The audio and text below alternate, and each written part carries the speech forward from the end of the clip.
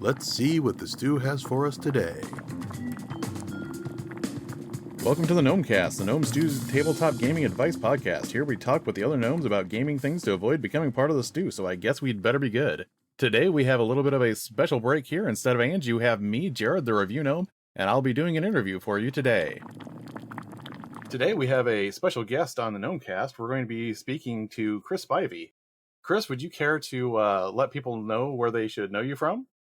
Sure. They may know me from a little book called Harlem Unbound that won maybe 3 gold Ennies a couple years ago. Also, one of their writers on the new Dune is coming out. I've done some work on Cthulhu Confidential. I'm sort of an Onyx Path go-to person, and a smattering of things here and there. That is awesome. And Chris has been very kind as to sit in with me so that we can do an interview and talk about some of the things that he has worked on in the past and what he's got coming up in the future. So on that note, what made you decide to do a second edition of Harlem Unbound when the original edition came out in 2017? Primarily, I was hoping to reach a larger audience, as the first book was self-published, and by self-published, I mean no one knew who I was. I was writing about racism in gaming and racism using Lovecraft as a vehicle and explaining some of the mythos and how you could apply it to different areas. You would be shocked to see that no one really wanted to publish that book. Yeah, shocked. And so after it won all the awards and everything else, Chaosium came to me and said, "Hey, we like your second edition. Would you be interested?" And I saw as a chance that it could go out and possibly reach more people and help them engage in gaming and have this discussion I think is incredibly important. I noticed that I recognize a lot of historical names that appeared in Harlem Unbound, but I will admit I never really thought of them in context of one another or where they may have interacted.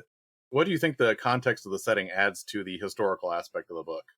Everything. The Harlem Renaissance was revolutionary. The book itself, while it's about deals with the Harlem Renaissance, is actually about Harlem itself, because Harlem was this amazing point for the entire United States of America. During the Revolutionary War, the first victory for the Americans was at Hamilton.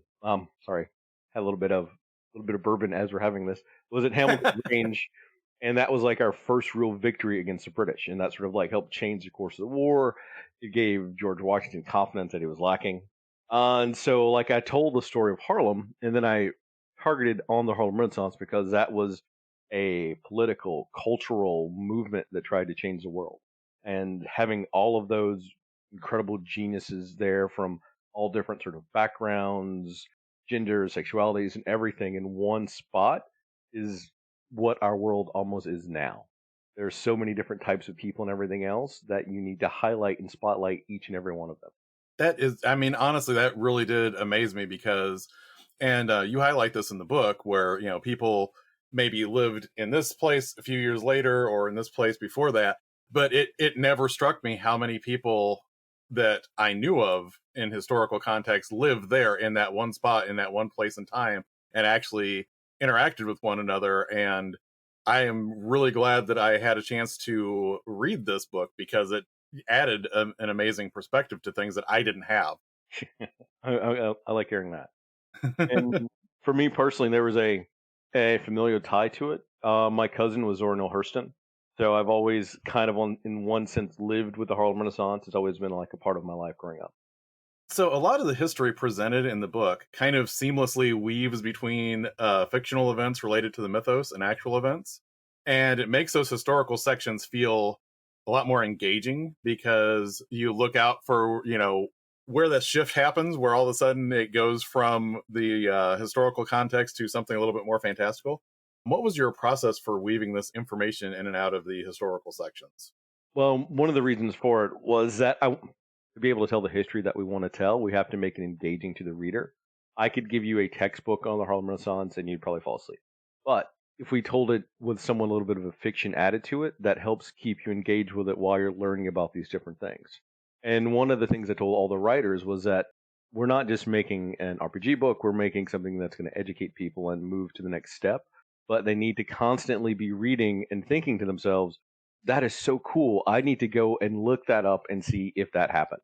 Yeah, and what's interesting about that, to me, it actually kind of reminds me of a lot of the buzz that I saw over the Watchmen series on HBO when that premiered.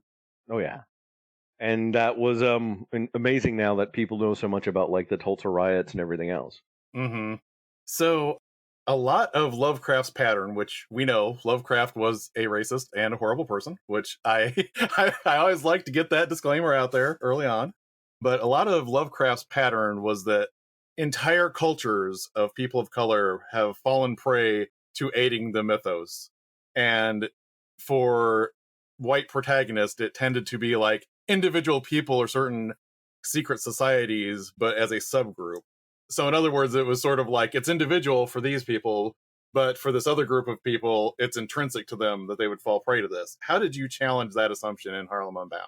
Just the very premise of the book itself. Because even when you begin to read the book, one of the things I point out is it's assumed that you're going to be a black protagonist or for some other marginalized group unless it's specifically stated otherwise in the text.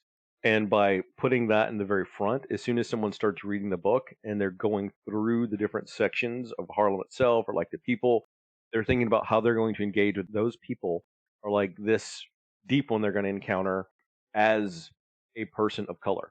And that sort of gives you that border where like someone might say, all right, evil mythos cult, I'll still call the police. The police will come in and they'll help me a little bit fight it. But looking at it as one of the marginalized groups, you're not going to call the police because that could be just as deadly, if not more deadly, than this mythos thing that you're trying to stop that's trying to destroy your neighborhood. Yeah, and I really especially noticed that in some of the scenarios that's really well laid out to where the police actually complicate these investigations. They don't help. This is another problem. You don't want to pull additional heat into this investigation because if you do, it's not going to resolve well for anyone.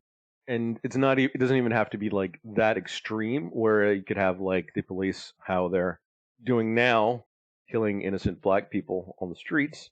Yeah. Even be just the fact that in Harlem Hellfighters, I think there's a part where where you can try to find out about a building and you go to City Hall to try to get access to a record. And before you do it, the receptionist at City Hall gives you a sheet of paper and asks for me to read from that sheet of paper. Hmm. And most people will go, hey, that's nothing. All right, I read from it. Let's move on. But if you know anything about history, there was a reading test that was always given to African Americans that they had to be able to pass to be able to engage with anything else. And so you've just experienced a piece of history where your character has to read it, has to acknowledge that like this wouldn't have happened to a white person that had come in this same encounter. Yeah, it's really a contextualizing element there. And so there's all of that, then takes into account that that removes resources that another protagonist might have had. So you have to think of new creative ways, and that constant thinking about how you're struggling to get through gives you the smallest fraction of a minuscule piece of what the daily existence is like for a marginalized person. Yeah, that was that that it's actually making reading the scenarios very interesting to me because a lot of times when I'm doing reviews that include scenarios, I'm thinking of how well it flows at the table and how well it flows as an overall story. And that's actually causing me to stop and do a lot more thinking and evaluating about what the story is actually saying. It's not just saying, here's something bad you need to investigate. There's a lot more going on there. And so that in of itself, I think, turns the entire Lovecraftian concept on its head. Oh yeah, that it's definitely true. One of the differences I noticed between first and second edition is the expanded section of scenarios, since we're already talking about this. What made you want to add the additional scenarios? And are there future Harlem Unbound scenarios that might be coming out? Part of it was when Chaosium approached me, and they was like, "Hey, we would like for you to do another edition of the book. Of course, we're going to want it to strictly be seventh edition." Hmm. And I was fine with that. But then I thought to myself, if I have all this additional word count, I already have all these great ideas that we didn't put into the first book.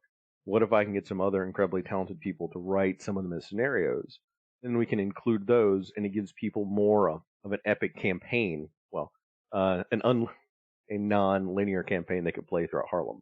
Because if you'll Yeah. notice, most of them are it's staggered by years. Like the first one I think is around 1919 to 1921.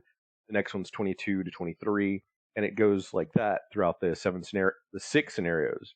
And the seventh scenario is where I threw you a curveball. Yeah, I believe I'm just getting into that one at the moment, and I know what you mean by that.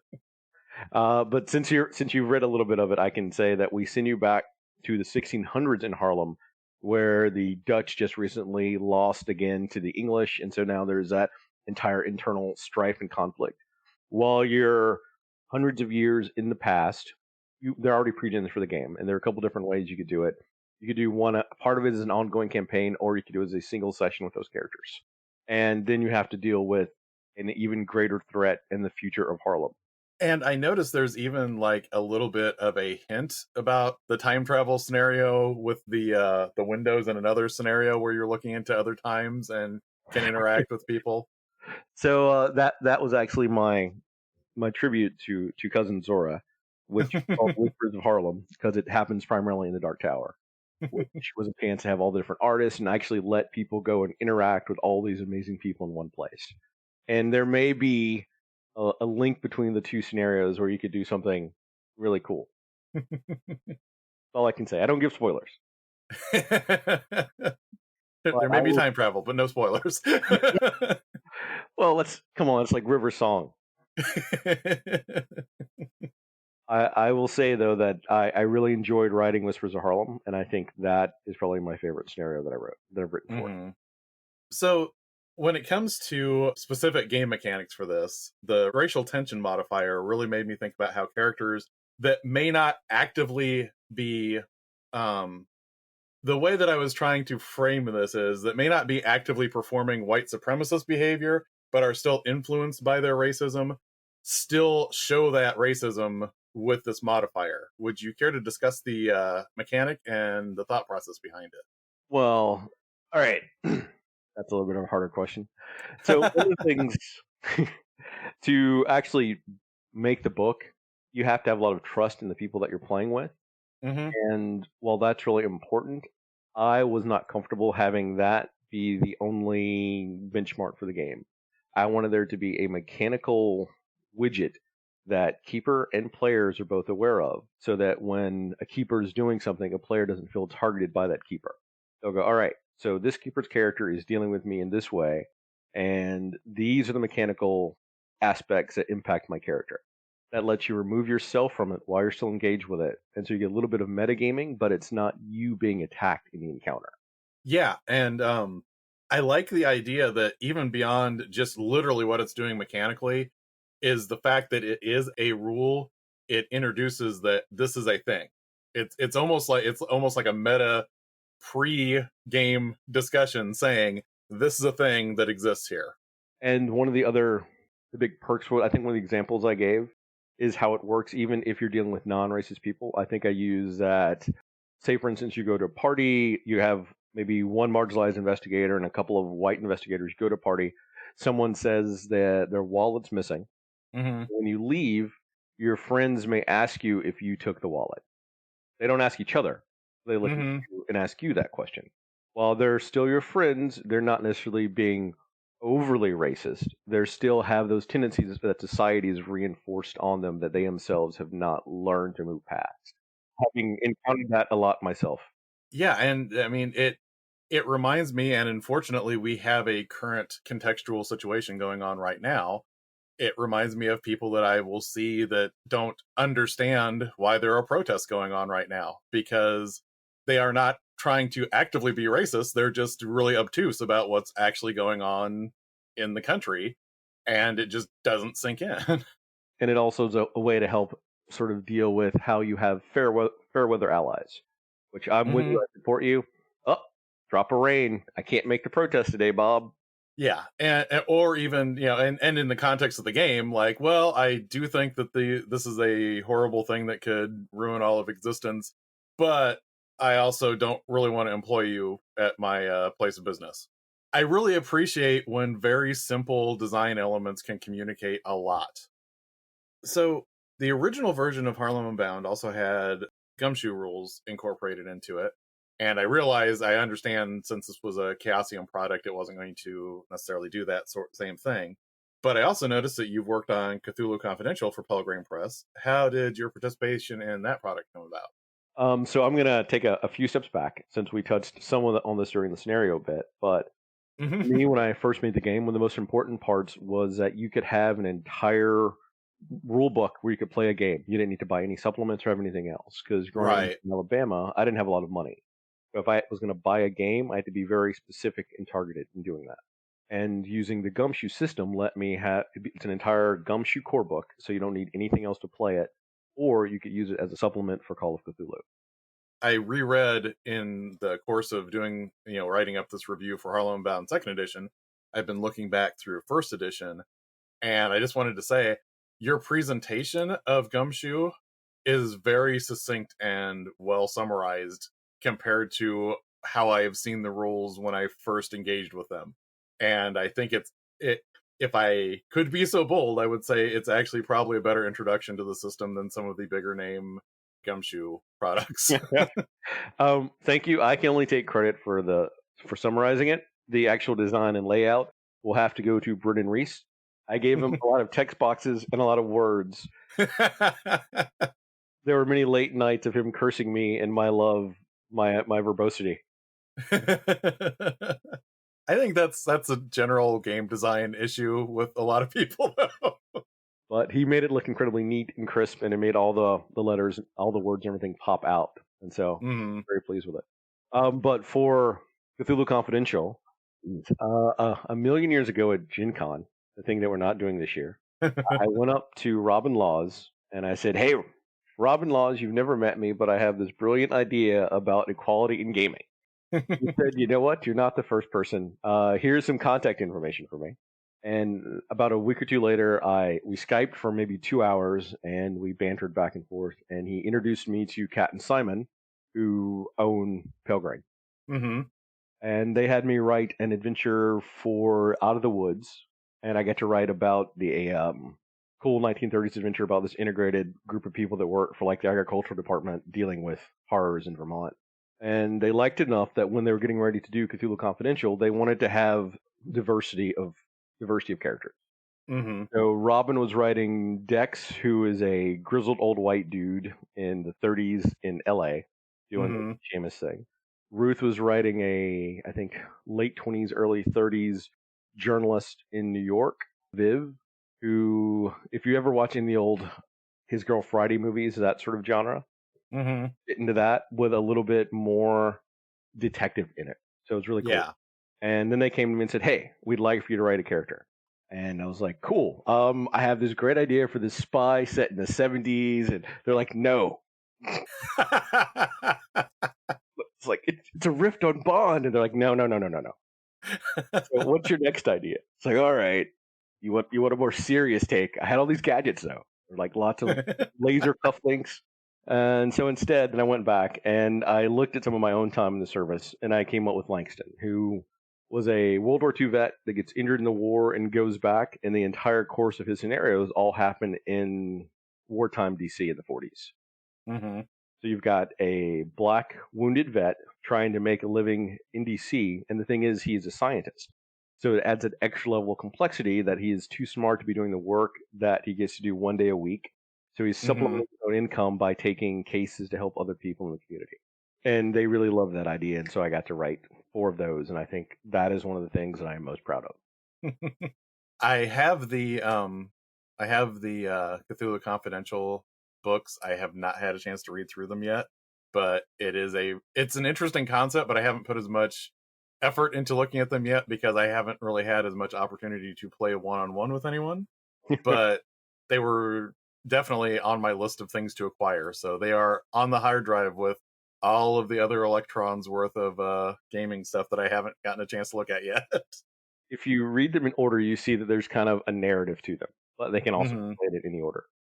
I will say the one thing that I fought really hard for that they didn't want me to do, that it took until the fourth scenario for them to agree to it, is I got to bring in J. Edgar Hoover and show what an absolute asshole Hoover is. Don't let anyone like whitewash Hoover's history for you. Hoover was an asshole. Yeah. So this is the curveball that just occurred to me as you were saying that. So like if you had an idea for a 70s Bond riff, any chance that you'll be doing one of the one-to-one scenarios for Night's Black Agents with I don't think so. My plate's pretty full right now. that? I will say the one thing that I really pitched that I'm sorry I didn't get to do with them is I pitched to do a superhero one Hmm. of like your own Miles Morales one to one. So you're basically like a Spider-Man character and you have all the different things, but it's a superhero genred one Hmm. because one to one would work great as a superhero. It would. That is actually a brilliant idea because like so many games are good at doing like I will not say that so many superhero games have always been good at doing this, but I think in the modern era we've seen a lot more superhero games that are good at doing team stories, but so many superhero stories are from the perspective of one character. And you're right, that would be a great thing to explore. Because I think I'd written my first Langston scenario and I was like, God, this is what I'm thinking. And as any publisher that I think has a lot that they're working on, that sounds great. It did that. Conversation kind of ended. Sure, thanks. We'll store that in our memory banks. So I think we already touched on this a little bit. I was going to ask you if you had thought about doing any modern day supplements related to the Cthulhu mythos, but we kind of got some ideas about what you have pitched and thought about before. But any other thoughts on that? So I'm actually doing, well, I've actually written and submitted, I want to say 2 years ago now, a modern day alternate history. Well, technically, I used a riff on Pulp Cthulhu, but it's a superhero, modern day superhero game with a slightly altered history. Like the superheroics hit around, people think, after the World War II, and then Uh huh. it skews the timeline up to modern day. And you're playing as a full blown, we'll say, sea powered Justice League. You've got Hmm. Superman flying around, and you've got your Batman, you've got like your Bumblebee and everything else during the whole shit. That's the one that John played in, and John played my Flash equivalent. And he learned that superpowers not necessarily save the day. I may have to ask him about that one. He can only say as much as the NDA that I made him sign will allow him to say. I may have to poke him around the edges of the NDA. I will say that I got to run the entire campaign for my home group, and they loved it. I think some of them said that that was probably the best game they've ever played because it's built on a scale that lets you gain more power, and you get more and more powerful, and you're awesome. And that's all I can say because I myself have signed an NDA.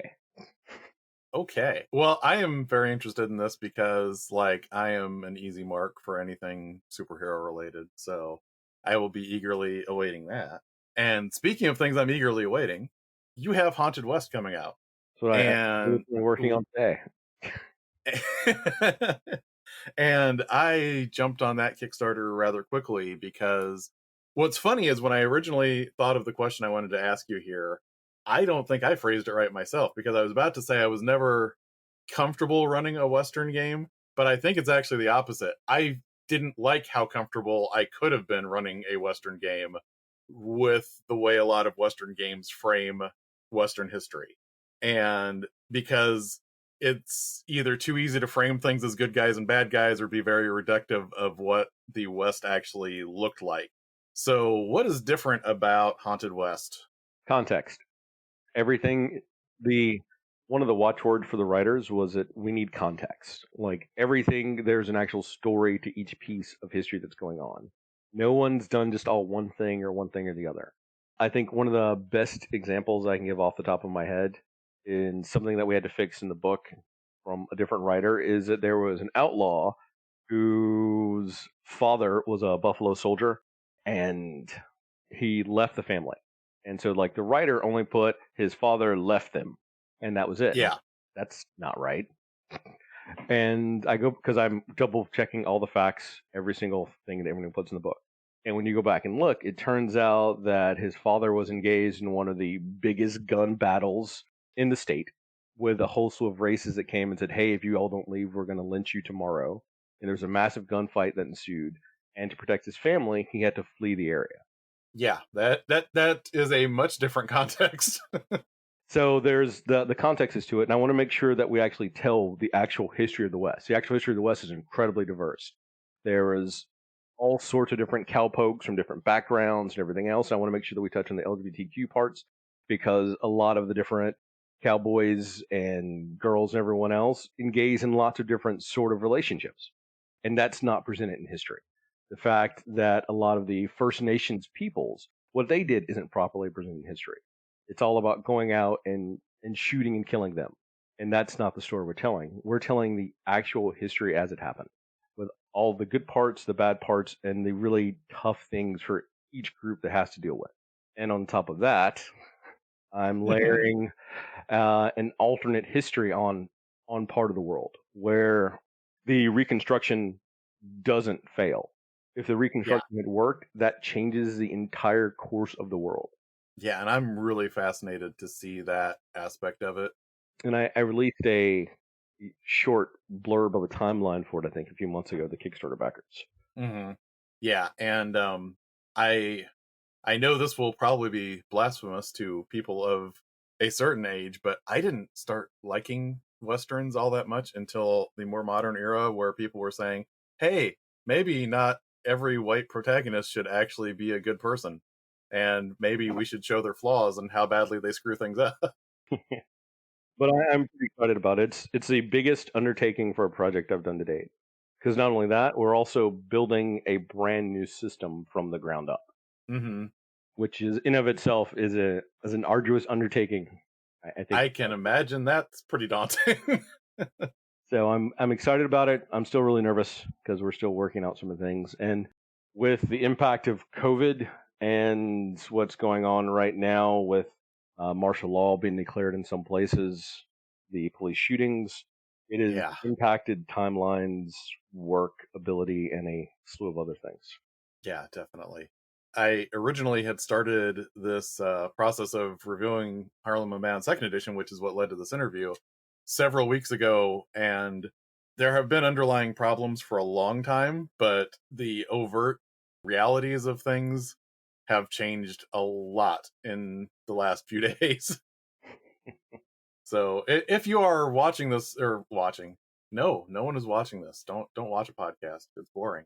If you're listening to this from a happier point in time in the future, I'm very, very thrilled for you. Well, it depends, in my opinion, where the world is. Well, I'll be thrilled for you, or if I'll be hiding in a bunker with you. Yeah. I want a good future. I want a good future for people that have not had a good present. That's what I want right now. But I digress. Are there I any think other that's a different. I projects? think that's a different view. Are there any other projects that you have coming up that you want to mention? I'm submitted my last bits for Mask of the Mythos, which is the Onyx Path Scion, where they introduce the mythos into Scion. So I got to be not really the writer, but I was the developer for the book, and I hired a team of amazing writers to do all the actual hard work. While I sat back and said, "This is my grand vision. Go for it." I think that book I wrote the least on that I have out of anything I've ever written, and I think I like being a developer. Oh, yeah, that's another one I've been following. I did a review for Origin, but I haven't gotten a chance to dig into some of the other books for Scion Second Edition yet. And otherwise, I'm just head down in Haunted West because I made a promise to my backers, and a lot of things have cropped up, and I like to keep my word. I'm definitely looking forward to that, and I really appreciate the time that you gave us here. You have any closing things that you would like to say? Please go out and support as many Black and marginalized creatives as you possibly can, regardless of whatever it is they're doing. If you like anything they're doing at all, if you want to try to make a difference, go and support them with your dollars, your boosting their signals, and not just once or twice, not during the middle of a crisis, but as much as you can, because they're doing work that no one else is doing. And a lot of it goes unseen, unheard until they just give up and go away. And we can't change an industry if we don't do that. That is a really important thing, and I really appreciate you coming on here and getting the chance to talk to you. It's been a great interview. Thank you so much for being on the Gnomecast. Thanks for having me. Take care, everybody. This show is funded by the Gnome Stew Patreon. You too can become a Patreon backer by following the Patreon link on the Gnome Stew website to the Gnome Stew Patreon. This Gnomecast brought to you by a deep, heartfelt plea to find diverse creators in the RPG space. Buy their games, read their games, play their games. Get a new perspective.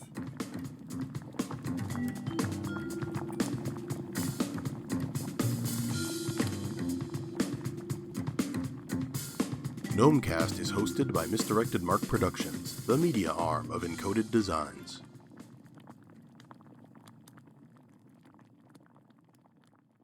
Sorry, can we curse on your podcast? I believe we just have a PG-13 tag, so that's okay. We can do that.